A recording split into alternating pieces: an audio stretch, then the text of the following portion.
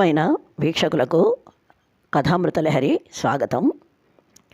మౌక్తికమాలలో ఈరోజు కూపస్థ మండూకం అనే జాతీయం గురించి చెప్పబోతున్నాను. ఈ పదానికి అర్థం బావిలో కప్ప అని అందరికీ తెలుసు.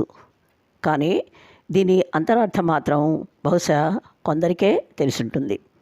అందుకే ఈ వివరణ. బావిలో జన్మించిన కప్ప అదే లోకంగా బ్రతికేస్తుంది. పాపం వెలుపల సువిశాల ప్రపంచం ఉందని తెలుసుకోకుండానే మరణిస్తుంది. ప్రతి ప్రాణి అలాగే కళ్ళుండి గుడ్డిగా కాలం గడిపేస్తే ఈ భూమి మీద జీవన స్రవంతి ఇన్ని యుగాలుగా నిరంతరం ప్రవహించేది కాదు.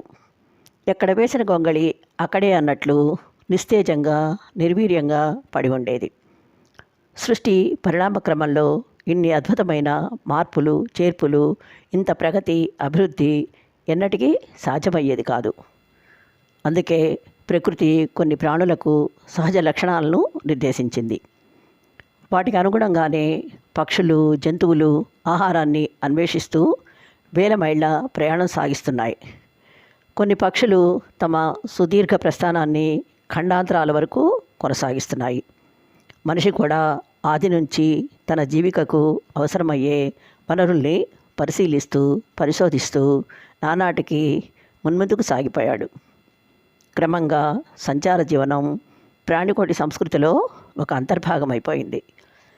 కాలినడకన సుదూర ప్రాంతాలకు తీర్థాటన చేసి మహిమాన్వితులైన ప్రాచీన ఋషులు మునుల చరిత్రలు మనకు సుపరిచితమే.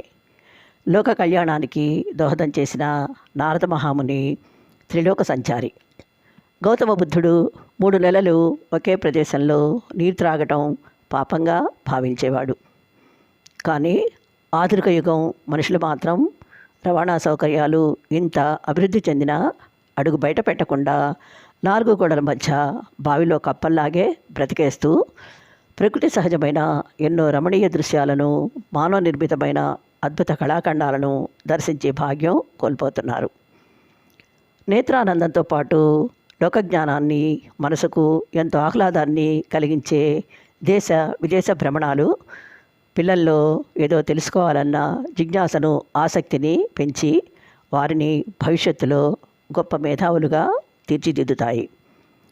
పెద్దల్లో ఆధ్యాత్మిక చింతన పెంపొందించి నూతన ఉల్లాసాన్ని, ఉత్తేజాన్ని కలిగిస్తాయి. కాబట్టి కంప్యూటర్ యుగంలో యంత్రాల బ్రతుకుతున్న వాళ్ళంతా మనం మనుషులం అని అప్పుడప్పుడు గుర్తు చేసుకుంటూ కుటుంబ సమేతంగా 4 ప్రదేశాలు పర్యటించి కొత్త ఉత్సాహాన్ని పుంజుకోండి. అప్పుడు చేసే పనిలో నాణ్యత పెరగడమే కాదు, ఆత్మీయుల మధ్య అనుబంధాలు కూడా మరింత బలపడి సంసారాలు స్వర్గధామాలవుతాయి. ఓసారి అలా వెళ్ళి చూస్తే నా మాటల్లో నిజం మీకే అవగతమవుతుంది. మరో మంచి విషయంతో మళ్ళీ మీ ముందుకు వస్తాను. సెలవు.